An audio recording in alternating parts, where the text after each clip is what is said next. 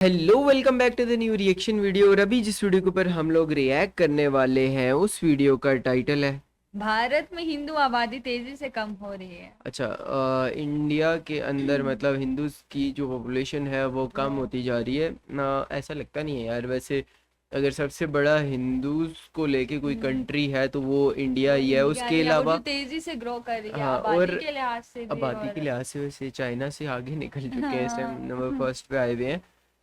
खैर अगर बट इस वीडियो के अंदर देखते हैं कि देखते हैं क्या क्या है है। वीडियो में। और अगर आप लोगों ने इसी तरीके से कोई वीडियो सजेस्ट करनी हो तो आप लोग सजेस्ट कर सकते हो हमें। इंस्टाग्राम्स के दोनों के लिंक, और चैनल को सब्सक्राइब नहीं किया तो लाजिम से सब्सक्राइब कर दे ताकि आप लोगों को पता चलता रहे हमारे और रिएक्शंस का। हमारी भाई लोग, मैं हूं फैक्ट भाई और दो बच्चे हैं मीठी खीर उससे ज्यादा बवासीर। गवर्नमेंट के इससे भी पहले है निकाले एक नारे ने इंडिया की ज्यादातर आबादी को हम दो हमारे दो का पाठ पढ़ा दिया था। पर क्या इस नारे का पालन सभी करते हैं? नहीं। ये सही है। हाँ ऐसे ही है। कोई भी इंडिया रूल्स हो को या फॉलो नहीं पाकिस्तान करता। हो रूल नहीं, इन बच्चों वाला जो कॉन्सेप्ट है ना हाँ कि बच्चे कितने होने चाहिए, तो ये रूल जो है चाहे आप मतलब गवर्नमेंट लगाती है कि यार आप कोशिश करो दो से दो ज्यादा से ना ज्यादा ना हो हो। या एक रखो, तो बट लोग किधर स्लो। अगर बाकी धर्मों पर नजर सबर नहीं डालें तो है। तेजी से बढ़ती उनकी आबादी को देख सवाल यही उठता है कि क्या हिंदुत्व का नामो निशान मिटने जा रहा है। और ये सवाल न सिर्फ फर्टिलिटी की वजह से पर व्हाट्सएप की वजह से भी उठ रहा है, जहाँ रितेश देशमुख और आमिर खान जैसे एक्टर्स के पोस्ट लोगों को उकसाते हैं। और इसमें पॉलिटिक्स ने भी अयोध्या की पावन मिट्टी पर इंडिया का सबसे बड़ा मस्जिद निर्माण करने का फैसला ले लिया है। ताजमहल से खूबसूरत अगर कोई चीज होगी वो मस्जिद मोहम्मद बिन अब्दुल्ला होगा। यानी हर तरफ से हिंदू कटघरे में गिर चुके हैं। तो क्या हिंदू राष्ट्र नहीं, बनाने का सपना सपना ही रह जाएगा? हिंदू राष्ट्र घोषित होने वाला है। आशा करते हैं कि आपको इन सारे सवालों का जवाब वीडियो पूरा होने तक मिल जाएगा। तो आइए बिना किसी देरी हिंदू के विलुप्त होने की वजहों पर रोशनी डालते हैं। Number 1, okay. घटा आंकड़ा। 2050 घटा तक आंकड़ा? हिंदू की जनसंख्या 2.8% से कम हो जाएगी। भले ये 2.8% छोटा नजर आता है, पर भविष्य में ये आंकड़ा आपको सोचने पर मजबूर कर देगा। वहीं 2050 के मुस्लिम भाइयों की बात करें तो वो आंकड़ा ज्यादा दिखाई देगा, यानी हिंदू के मुकाबले डबल। इनफैक्ट दुनिया में ही नहीं, हिंदू इंडिया में भी कम होते जा रहे हैं, क्योंकि इंडिपेंडेंस के वक्त भारत में कुल कैसे? 84% हिंदू रहते थे। और अगर उससे पहले की बात करें तो हिंदू दुनिया के कई कोनों में बसा करते थे। लेकिन अब न सिर्फ वहाँ पर खुद अपने ही देश में हिंदू आबादी को खतरा है, जहाँ 2015 में ऐसा पहली बार हुआ कि हिंदुओं की संख्या 80% के नीचे चली गई। मतलब भाई लोग, ऐसा ही चलता रहा तो ये आंकड़ा 40-50% पर आने में बस कुछ और साल लगेंगे। नंबर 2, खुद की पिटाई। अगर मैं कहूँ कि हाँ। भारत को बाकी धर्मों से नहीं हिंदू से ही खतरा है तो ये फैक्ट भाई नहीं, कई लोगों का मानना है। क्योंकि जहाँ हिंदू आज राम जन्मभूमि पर मंदिर बनाने पर उतावले हो रहे हैं, वहीं उससे थोड़ी दूर इंडिया की सबसे बड़ी मस्जिद का निर्माण हो रहा है। और इसके काम की शुरुआत करने के लिए इमाम काबा पहला पत्थर रखने वाले हैं। इतना ही नहीं, इस मस्जिद में दुनिया की सबसे बड़े कुरान का निर्माण भी होने जा रहा है। ऐसी न्यूज से लोगों का विरोध अंदर से बढ़ता जा रहा है। और भाई लोग, जहाँ लोगों का ध्यान इन न्यूज से भटक रहा है, वहीं कई लेकिन अगर देखा जाए तो इंडिया इसी बेस पे बना था कि एक सेकुलर कंट्री होगा, इसमें किसी भी रिलीजन को कोई भी मतलब प्रॉब्लम नहीं होगी, चाहे वो सिख है, चाहे वो मुस्लिम है, चाहे वो क्रिश्चियनिटी है, बुद्धिज़्म है, क्योंकि वो हिंदू से मिलता जुलता है, चलो बुद्धिज़्म। बट इस तरीके की कोई भी जो रिलीजन्स हैं, क्योंकि इंडिया के अंदर सारे ही मोस्टली जितने भी दुनिया में रिलीजन्स हैं सारे ही पाए जाते हैं। तो अगर बड़ी सबसे ज़्यादा तादाद की जाए तो हिंदूज़ की या मेरे ख्याल से 80% थी, ये अभी 79 कह रहे हैं। बट इन चीज़ों को लेके वैसे फ़र्क पड़ना नहीं चाहिए आर्टिस्ट मेरे भी ख्याल सामने से। आते हैं जिन्हें हिंदू फेस्टिवल से तकलीफ है, जैसे आमिर खान, प्रियंका चोपड़ा और रितेश देशमुख। है? जिसकी वजह से लोगों ने दिवाली बिना पटाखों से मनाना सीख लिया। लेकिन उन्हें छोड़ बाकी कई सितारे हिंदू त्योहारों को शान से मनाते हैं। इसके साथ साथ कई बार स्टैंड अप कॉमेडी के नाम पर भी हिंदू धर्म को नीचे दिखाया गया है। लेकिन इस पर भड़कने के बाद उन्हें ही सोशल मीडिया पर भला बुरा बोला गया। नंबर 3, बदल तो नहीं जाओगे। ये थी वैशाली शेट्टी, जिनका कहना था कि इस्लाम अपनाने से पहले इनके माता पिता ने इन्हें संभाल लिया। पर दूसरी तरफ विश्व परिषद के नेशनल जनरल सेक्रेटरी वाई रगाबुलू हैं, जिन्होंने 2016 में ये दावा किया था कि हर साल 8 लाख हिंदू अपना धर्म बदलते हैं। कुछ सनातन धर्म छोड़कर इस्लाम अपनाते हैं तो कुछ अच्छा। क्रिश्चियनिटी। हिंदू धर्म के बाद ये इंडिया के दूसरे और तीसरे सबसे बड़े धर्म हैं। और ये धर्म सिर्फ इंडिया में ही नहीं, दुनिया भर में इसी तरह कन्वर्जन कर रहे हैं। प्योर रिसर्च रिपोर्ट की माने तो अगले 4 दशक तक क्रिश्चियनिटी दुनिया का सबसे बड़ा धर्म होगा।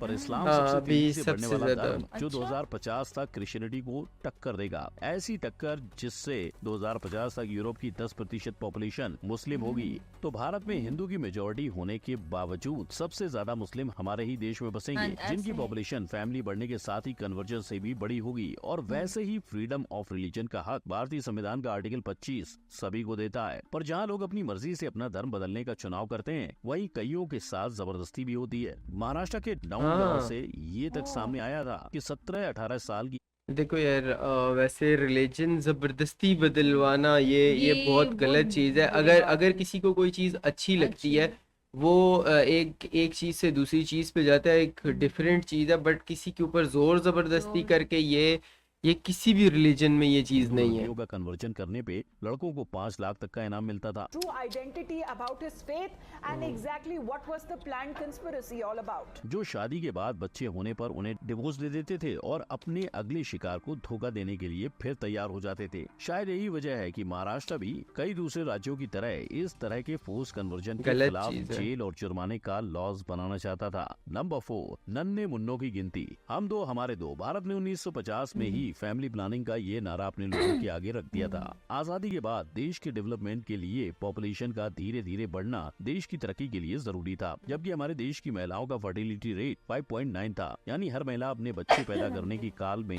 5 जितने बच्चे पैदा कर सकती थी। कुछ वक्त बीता और 1992 में जहां हिंदू महिलाओं का फर्टिलिटी रेट 3.3 हो गया, वहीं मुस्लिम औरतों का फर्टिलिटी रेट 4.4, जिससे ऑन एवरेज बाकी औरतों के 3 और उनके 4 बच्चे होते थे। और हालांकि 2015 तक हिंदू और मुसलमान दोनों ही महिलाओं के फर्टिलिटी रेट गिरकर 2.1 और 2.6 पे आ गए, पर उनका फर्टिलिटी रेट अब भी हिंदू महिलाओं से ज्यादा ही है। नतीजा, हर तरफ ये बातें फैलने लगी कि आगे चलकर भारत से हिंदू खत्म हो जाएंगे और हर नहीं, जगह आपको ऐसा नहीं बाकी होता। दूसरे धर्म के लोग मिलेंगे। ऐसा पर अगर आप तो ध्यान नहीं। से ये आंकड़े देखेंगे तो आपको हिंदू महिलाओं के मुकाबले में मुस्लिम महिलाओं के फर्टिलिटी रेट का गिराव ज्यादा नजर आएगा। मतलब भले ही उनकी गिनती ज्यादा हो, पर बड़ा डिक्लाइन भी उन्हीं की फर्टिलिटी रेट में है। बावजूद इसके कई लोगों ने इस सच को आधा बताकर इसका फायदा उठाने, साथ ही हिंदू और हिंदुस्तान को बचाने के लिए हर परिवार को 2 से ज्यादा बच्चे पैदा करने की नसीहत दी। Number 5, donkey to India. जैसे donkey Indians to donkey India. मार के विलायत जाते हैं, क्या वैसे ही डंकी दूसरे लगा कंट्री हुआ। के लोग इंडिया आते हैं? वे लोग आते हैं, खाते हैं, घूमते हैं और फिर यहीं सो जाते हैं। और अगर 2010 की रिपोर्ट की माने तो कई देश के मिलाकर 4 लाख से भी ज्यादा लोग इंडिया में अपनी जिंदगी एक रिफ्यूजी बनकर गुजार रहे हैं। हालांकि इस चीज से हिंदुस्तान 2010 से नहीं 1947 यानी से- पार्टीशन के समय से जूझ सिर्फ 4 लाख, हमारे पास तो 70 लाख के करीब जो है रेफ्यूजीज आए थे अफगानिस्तान से।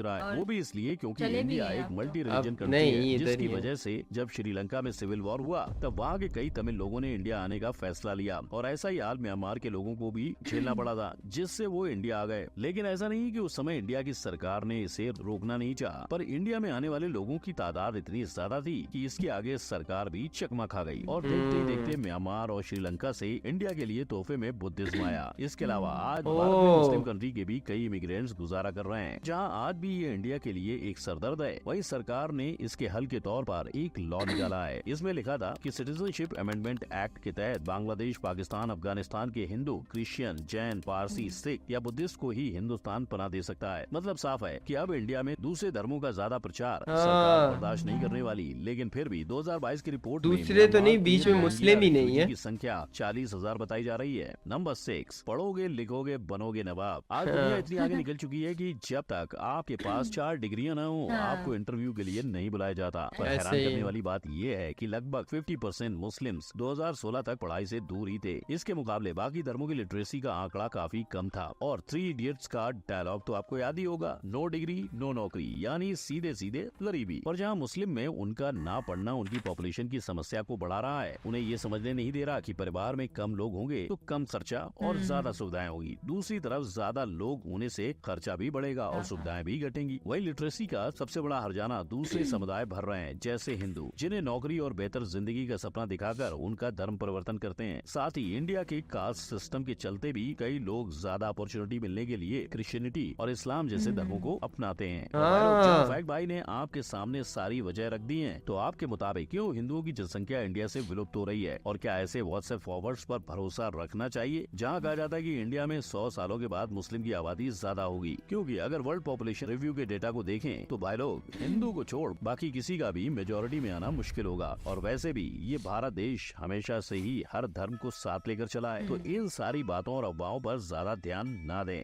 यार मैं मेरे मुताबिक तो मुझे ऐसा नहीं लगता कि इस तरीके की कोई भी कॉन्सेप्ट है कि यार आने वाले टाइम में हिंदूज की आबादी कम होगी, कम क्योंकि होगी। आबादी एक एक तरीके से बढ़ रही है, जिस हिसाब से बढ़ रही है वो, अगर उस चीज़ को देखा जाए, चाहे ऐसे भी जो जो फैक्ट्स एंड फिगर्स इन्होंने बताए हैं, फैक्ट्स भाई ने, अगर इनके मुताबिक भी देखा जाए तो उस हिसाब से भी आबादी तो नॉर्मल रूटीन में बढ़ी है। जैसी मुस्लिम्स की आबादी बढ़ी है वैसे ही हिंदूज Same की भी as it is. आबादी बढ़ी है।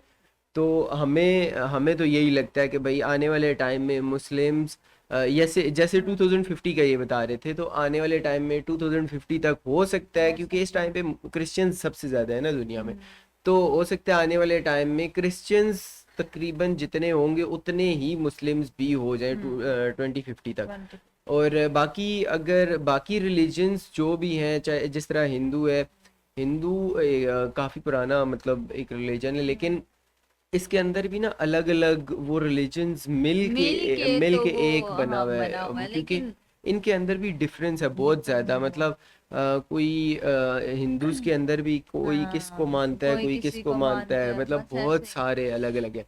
तो उन सारों को अगर मिक्स किया जाए तो मेरे ख्याल से ये भी तकरीबन काफ़ी ज़्यादा ही काफी बन ज्यादा। जाता है इनका नंबर भी। आने वाला टाइम ही बताएगा इस चीज़ को। इसमें तो सारे के सारे फैक्ट्स के मुताबिक तो जो चीज़ें हैं वो हाँ, कुछ हद तक सही हैं, कुछ हद तक बट आने वाले टाइम बताएगा कि को किसकी तादाद ज़्यादा होने वाली है, किसकी तादाद। वैसे बच्चे ज़्यादा से ज़्यादा करने चाहिए। कभी कभी कोई एक्सीडेंट भी हो जाते हैं, खैर अल्लाह ना करे ऐसा कुछ हो, बट बच्चे ज़्यादा ही अच्छे होते हैं। दो दो नहीं, मतलब 4 होने चाहिए वैसे। हाँ वैसे 4 ठीक है। 4 ठीक है, 4 होने चाहिए। 2 से खैर 4। आप लोगों के हाँ, मुताबिक आप इसका लोगों की क्या राय है इस हाँ, वीडियो को देख के? आप अपना ओपिनियन जरूर नीचे बताइएगा, और चैनल को सब्सक्राइब नहीं किया तो वो भी लाजिम कर तो लीजिएगा। हम लोग मिलते हैं एक और वीडियो के साथ, तब तक के लिए अल्लाह बाय हाफिज। बाय।